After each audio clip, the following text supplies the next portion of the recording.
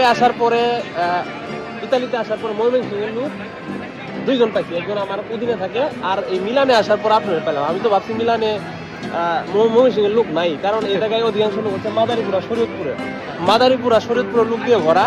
এই জায়গাতে ময়মনসিংহের লোক পাওয়া যায় না, তো আমরা দুই ভাই ময়মনসিংহের। আর যারা ময়মনসিংহের আছেন আমি জানি না মিলানে কে কে ময়মনসিংহের আছেন আর কে কে আমার ভিডিও দেখেন আমি জানি না। ভাই আমার চিনেও না, তো হুট করে দেখে ভাই দাঁড়ায় আছে, তো বললাম ভাই আমার কিছু ছবি তুলে দিবেন।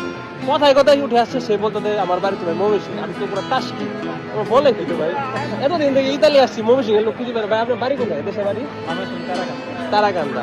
আমার বাড়ি হচ্ছে ময়মনসিংহ জামালপুর, বেশি দূর না, আমরা কাছাকাছি। আমরা এই কারণে একটা জায়গায় আসছি, আসার পরে ভাইয়ের সাথে দেখা।